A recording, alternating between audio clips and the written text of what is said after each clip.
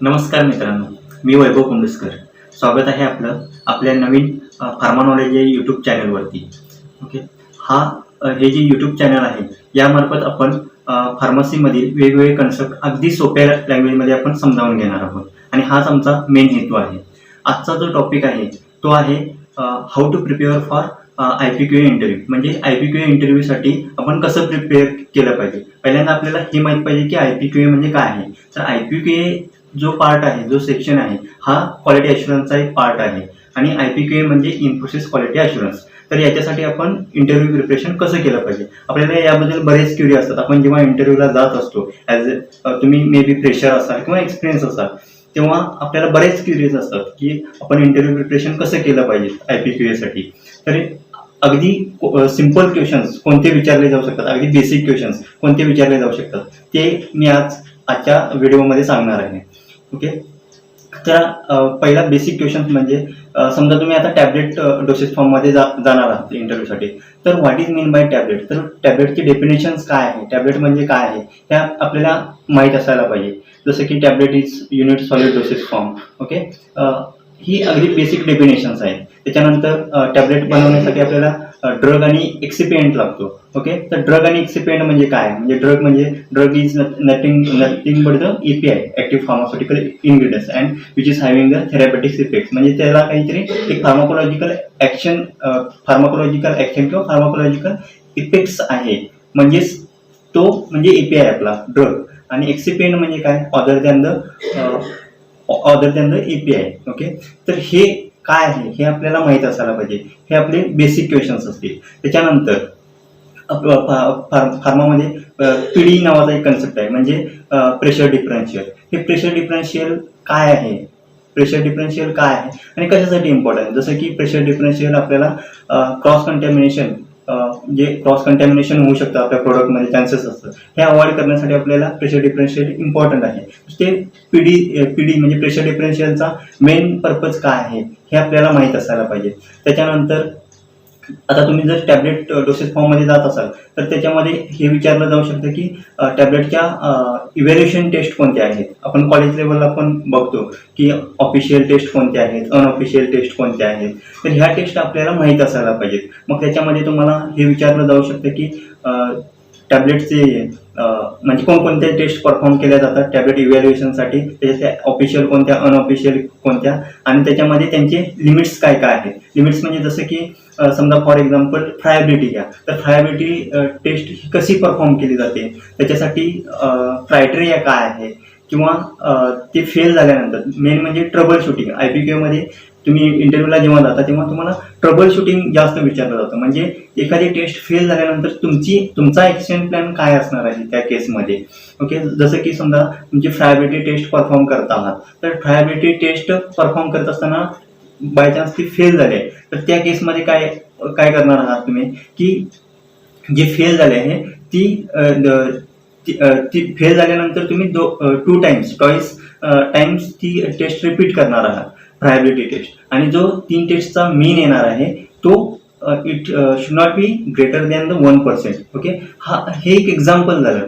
असंच तुम्हाला DT बद्दल विचारलं जाऊ शकतं. ओके. असं ट्रबल शूटिंग तुम्हाला इंटरव्ह्यूमध्ये विचारलं जाऊ शकतं. त्याच्यानंतर समजा फॉर्म्युलाज आहे. आता फ्रायबिलिटी कॅल्क्युलेशनसाठी फॉर्म्युलाज आहे. फॉर्म्युलाज काय आहे की initial weight minus final weight divide by initial weight into 100. हे पर्सेंटेजमध्ये येतं. तर हा फ्रायबिलिटीचा फॉर्म्युला आहे. हा पण तुम्हाला इंटरव्ह्यूला विचारला जाऊ शकतो. त्याच्यानंतर सगळ्यात इम्पॉर्टंट म्हणजे वेट व्हेरिएशनचे लिमिट्स ॲज पर IP काय आहेत, BP काय आहेत. IP आणि BP सेम लिमिट्स आहेत. त्याच्यानंतर USP काय आहेत, त्याचे ॲक्सेप्टन्स क्रायटेरिया किती आहेत, टॅबलेटला किती आहेत, कॅप्सूलला किती आहेत, हे आपल्याला माहीत पाहिजे. कारण हे सगळ्यात इम्पॉर्टंट आहे आणि हे लिमिट्स विचारले जाऊ शकतात. ही मोस्ट प्रोबेबिलिटी आहे. त्याच्यानंतर समजा तुम्ही कोटिंगमध्ये आपलं कोटिंगचा एक पार्ट असतो टॅबलेटला. आपल्या काही टॅबलेटला कोटिंग असतं, फिल्म कोटिंग असेल, असे डिफरंट कोटिंग असतात. मग त्याच्या कोटिंग रिलेटेड जे डिफेक्ट्स येतात, म्हणजे टॅबलेट मॅन्युफॅक्चरिंग करत असताना किंवा टॅबलेट कोटिंग करत असताना वेगवेगळे डिफेक्ट्स येतात.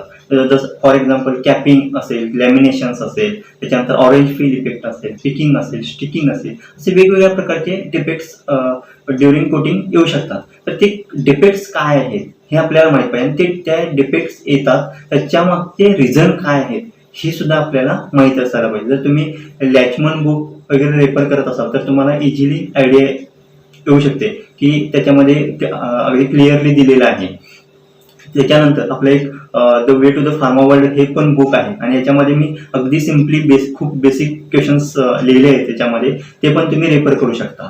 त्याच्यानंतर समजा तुम्ही ॲज ए IPQA पॅकिंग IPQA म्हणून काम करणार असाल तर त्याच्यामध्ये तुम्हाला हे विचारलं जाऊ शकतं की इन प्रोसेस चेक्स काय आहेत, पॅकिंगमध्ये इन प्रोसेस चेक्स काय आहेत. जसं की समजा तुम्ही ब्लिस्टर पॅकिंगमध्ये आहात तर फॉर्मिंग टेम्परेचर असेल, सिलिंग टेम्परेचर असेल किंवा सेकंडरी एरियामधले जे चेक्स आहेत जसं की फार्माकोड चॅलेंज असेल, त्याच्यानंतर कार्टनचे डिटेल्स चेकिंग असेल, ओके, लिफलेट चेकिंग असेल, हे असे आपले वेगवेगळे इन प्रोसेस चेक्स आहेत हे आपल्याला माहीत असायला पाहिजे.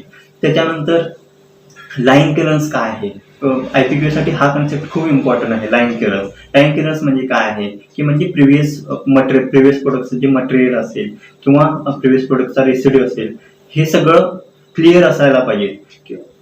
त्यालाच आपण लाईन क्लिअरन्स म्हणतो. म्हणजे इन शॉर्ट काय आहे की प्रिव्हियस प्रोडक्टचं काही मटेरियल्स किंवा बाकीचं काही डॉक्युमेंट्स असतील हे सगळं आपलं क्लिअर असायला पाहिजे. हे आपल्याला विचारलं जाऊ शकतं की लाईन क्लिअरन्स काय आहे. समजा तुम्हाला एक स्पेसिफिक एक एरिया दिला जातो, म्हणजे समजा टॅबलेट कॉम्प्रेशन असेल किंवा पॅकिंग असेल तर तिथे गेल्यानंतर तुम्ही ॲज ए IPQA म्हणून लाईन क्लिअरन्स देत असताना काय तुम्ही चेक करणार आहात.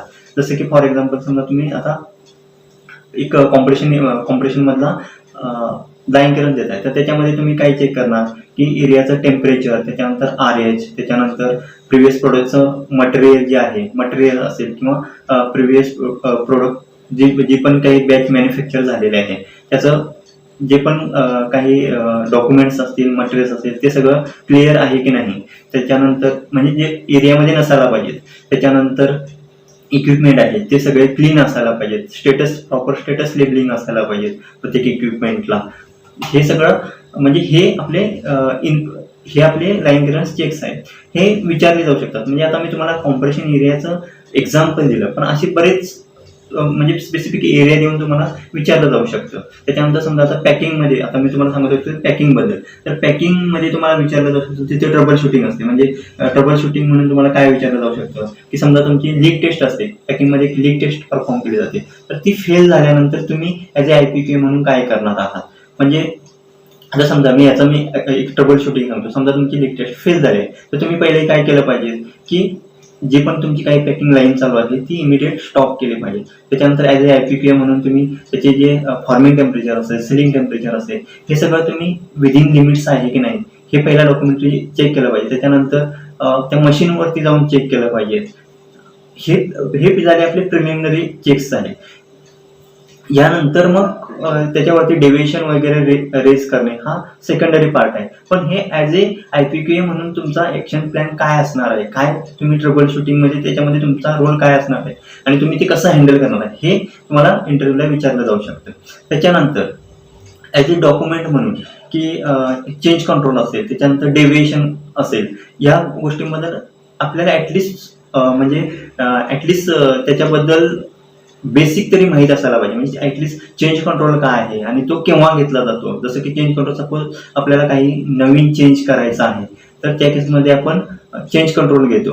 ओके, तर त्याचे टाइप्स कोणकोणते आहेत, मेजर, मायनर, क्रिटिकल. ओके, त्याच्यानंतर डेव्हिएशन काय आहे, डेव्हिएशन कोणत्या केसला भरतो आपण, डेव्हिएशन कोणत्या केसमध्ये फाईल अप करतो. ओके, हे आपल्याला माहित पाहिजे. किंवा एखाद्या SOPचा क्लॉज जेव्हा डेव्हिएट होतो किंवा एखादी प्रोसिजर डेव्हिएट होते तेव्हा आपण डेव्हिएशन फाईल करतो. हे तरी आपल्याला ऍटलिस्ट माहित असायला पाहिजे. आणि त्याचे टाइप्स कोणते, प्लॅन, अनप्लॅन डेव्हिएशन, प्लॅन कधी घेतो, अनप्लॅन डेव्हिएशन कधी घेतो. त्याच्यानंतर क्रिटिकल डेव्हिएशन काय आहे, मेजर डेव्हिएशन काय आहे, मायनर डेव्हिएशन काय आहे, हे आपल्याला इन शॉर्ट तरी ॲज ए IPQA म्हणून माहित असायला पाहिजे. त्याच्यानंतर कापा काय आहे, म्हणजे करेक्टिव्ह ऍक्शन आणि प्रिव्हेंटिव्ह ऍक्शन काय आहे याबद्दल आपल्याला इन्फॉर्मेशन असायला पाहिजे. ऍटलीस्ट सुपरफिशियल तरी इन्फॉर्मेशन असायला हवी. हे झाले आपले IPQA बद्दलचे अगदी बेसिक क्वेश्चन्स. ओके, त्याच्यानंतर आणखी एक क्वेश्चन तुम्हाला विचारला जाऊ शकतो की आपल्या ग्रॅन्युलेशन स्टेजमध्ये एलओडी अँड मॉइश्चर कंटेंट ही दोन कन्सेप्ट आहेत. तर तुम्हाला असा क्वेश्चन विचारला जाऊ शकतो, असा ट्रिकी क्वेश्चन विचारला जाऊ शकतो की इज इट इज एलओडी and moisture content is it is same, म्हणजे हे दोन्ही कन्सेप्ट सिमिलर आहेत का? तर नाही. जर तुम्हाला माहित असेल, तुमचं बेसिक जर पक्का असेल तर तुम्ही याचा आन्सर परफेक्ट देऊ शकता की हे कन्सेप्ट दोन्हीही डिफरंट आहेत. कारण एलओडी आणि मॉइश्चर कंटेंटमध्ये फक्त आपण वॉटर कंटेंट म्हणजे वॉटर डिटरमाइन करतो आणि एलओडी मध्ये काय करतो, वॉटर प्लस व्होलाटाईल मॅटर पण आपण डिटरमाइन करतो. हा आपला बेसिक डिफरन्स आहे. तर तुम्हाला हे विचारलं जाऊ शकतं की त्याच्यामध्ये जर सपोज हे डिफरंट आहेत, कन्सेप्ट दोन्ही डिफरंट आहेत, तर त्याच्यामध्ये काय मेन बेसिक डिफरन्स आहे हा तुम्हाला विचारला जाऊ शकतो. हे पण तुम्हाला माहित असायला पाहिजे. तसंच सिमिलर कन्सेप्ट जसं की व्हॅलिडेशन असेल, क्वालिफिकेशन असेल, त्याच्यानंतर व्हॅलिडेशन, कॅलिब्रेशन असेल, यामध्ये सगळे डिफरन्स आपले मेन डिफरन्स काय आहेत हे आपल्याला माहित असायला पाहिजे. ॲटलीस्ट सुपरफिशियली तरी माहित असायला हवे. ओके. तुम्ही कोणत्याही फॉर्म्युलेशन मध्ये जा तर त्याच्यामध्ये तुमची मॅन्युफॅक्चरिंग प्रोसेस काय आहे, स्टार्टिंग फ्रॉम डिस्पेन्सिंग टू पॅकिंग पर्यंतची, त्याच्यामध्ये कोणकोणत्या प्रोसेस इन्व्हॉल्व असतात हे तुम्हाला विचारलं जाऊ शकतं. सेकंड थिंग की समजा आता आपण एक्झाम्पल घेतले टॅबलेट डोसेस फॉर्मचं, तर त्याच्यामध्ये तुम्हाला विचारलं जाऊ शकतं की कोणकोणते एक्सिपिएंट यूज केले जातात टॅबलेट मॅन्युफॅक्चरिंगसाठी. तर समजा टॅबलेट मॅन्युफॅक्चरिंग साठी आपल्याला डायल्युएंट लागतो, त्याच्यानंतर बाइंडिंग एजंट लागतो, कलरिंग एजंट लागतो, त्याच्यानंतर अँटी ॲडिहरंट लागतो. असे डिफरंट एक्सिपिएंट यूज केले जातात आणि याचे काय पर्पज आहे, कोणत्या पर्पजसाठी यूज केले जातात त्या फॉर्म्युलेशनमध्ये हे आपल्याला माहिती पाहिजे. समजा फॉर एक्झाम्पल घ्या डायल्युएंट कशासाठी यूज केला जातो, तर to increase the bulkiness of the tablet. त्याच्यानंतर ग्लायडंट आहे, तो यूज केला जातो की टॅबलेटच्या फ्लो प्रॉपर्टीज इन्क्रीज करण्यासाठी. ओके. असे कोणताही डोसेस फॉर्म असेल त्याच्या रिलिव्हंट आपण अकॉर्डिंगली प्रिपेअर केलं पाहिजे. त्याच्यानंतर नेक्स्ट जो पार्ट आहे तो आहे की आपले डिफरंट इक्विपमेंट यूज केले जातात during manufacturing. Different equipment use केले जातात, तर त्याचे मेक आणि मॉडेल्स काय आहेत हे आपल्याला माहीत पाहिजे. फॉर एक्झाम्पल फ्रायबिलिटी, समजा आपल्याकडे इलेक्ट्रोलॅब आहे, इलेक्ट्रोलॅबची फ्रायबिलिटी आहे, तर त्याचं मेक कोणतं आहे, मॉडेल कोणतं आहे हे आपल्याला माहीत पाहिजे. त्याच्यानंतर त्याचे कॅलिब्रेशन कसे परफॉर्म केले जातात, फ्रायबिलिटीचे कॅलिब्रेशन कसे केलं जातं, डीटीचे कॅलिब्रेशन कसं केलं जातं, याची प्रोसिजर आपल्याला माहीत पाहिजे. किंवा ते कॅलिब्रेट करत असताना कोणकोणते पॅरामीटर इव्हॅल्युएट केले जातात हे आपल्याला माहीत असायला पाहिजे. त्याच्यानंतर नेक्स्ट की GMP, CGMP, current good manufacturing practice. ही करंट गुड मॅन्युफॅक्चरिंग प्रॅक्टिस काय आहे, त्याच्यामध्ये कोणकोणते एलिमेंट्स आहेत, जसं की क्वालिटी अश्युरन्स असेल, क्वालिटी कंट्रोल असेल, त्याच्यानंतर सेल्फ इन्स्पेक्शन असेल, क्वालिटी मॅनेजमेंट सिस्टम असेल, हे डिफरंट एलिमेंट्स आहेत आपल्या CGMPची. हे या एलिमेंटबद्दल ॲटलिस्ट आपल्याला सुपरफिशियली माहिती असायला हवं. त्याच्यानंतर नेक्स्ट आहे डेटा इंटिग्रिटी कन्सेप्ट. तर डेटा इंटिग्रिटी कन्सेप्ट काय आहे, त्याच्यामध्ये अल्कोआ आहे, अल्कोआ प्लस आहे. हे अल्कोआ आणि अल्कोआ प्लस म्हणजे काय आहे, त्याचे लॉंग फॉर्म काय आहेत हे आपल्याला माहीत असायला पाहिजे. त्याच्यानंतर आपल्या फार्मामध्ये रेग्युलेटरी एजन्सीज असतात, डिफरंट रेग्युलेटरी एजन्सीज आहेत, जसं की आपल्या यूएससाठी USFDA आहे, त्याच्यानंतर MHRA आहे, त्याच्यानंतर TGA आहे, त्याच्यानंतर इंडियासाठी CDSCO आहे. या डिफरंट रेग्युलेटरी एजन्सीज आहेत आणि त्यांच्या डिफरंट गाईडलाईन्स आहेत, रेग्युलेटरी गाईडलाईन्स आहेत. या ॲटलिस्ट आपल्याला सुपरफिशियली तरी गाईडलाईन्स माहीत असायला हवे, त्याचं आपण प्रिपरेशन केलं पाहिजे. फक्त मला इतकं सांगायचं, मी आता यामध्ये OSD फॉर्म्युलेशनचं एक्झाम्पल दिलं आहे, पण तुम्ही कोणत्याही डोसेस फॉर्मला जा, हे जे क्वेश्चन्स आहेत हे कॉमन्स असणार आहे. फक्त अकॉर्डिंग तुम्ही कोणत्या डोसेस फॉर्मला जाणार आहे त्याच्या अकॉर्डिंगली तुम्हाला प्रिपरेशन करावं लागेल. सॅम्पलिंग प्रोसिजर काय आहे, समजा आपण टॅबलेटचं घेऊ, तर टॅबलेटमध्ये during granulation process blend uniformity sampling असतं, किंवा कॉम्प्रेशन स्टेजला कॉम्प्रेस टॅबलेटचं सॅम्पलिंग असतं, कोटिंगला सॅम्पलिंग असतं, त्याच्यानंतर ड्युरिंग पॅकिंग सॅम्पलिंग असतं. हे सॅम्पलिंग कसं केलं जातं हे माहीत पाहिजे. आता समजा मोस्ट इम्पॉर्टंट आपलं असतं की BU स्टेजला सॅम्पलिंग असतं, ग्रॅन्युलेशनला आफ्टर ब्लेंडिंग, त्यावेळी 10 लोकेशन सॅम्पलिंग केलं जातं. तर ते सॅम्पलिंग कसं केलं जातं, किंवा पॅकिंगला स्टार्ट मिडल एंड सॅम्पलिंग केलं जातं, ते कसं परफॉर्म केलं जातं याच्याबद्दल आपल्याला माहिती असायला पाहिजे. असंच डिफरंट डोसेस फॉर्मबद्दल आपल्याला माहीत असायला हवं आणि अकॉर्डिंगली आपण प्रिपेअर केलं पाहिजे. आय होप्स की हा व्हिडिओ तुम्हाला नक्की आवडला असेल. नक्की कमेंट करा हा व्हिडिओ तुम्हाला कसा वाटला. धन्यवाद.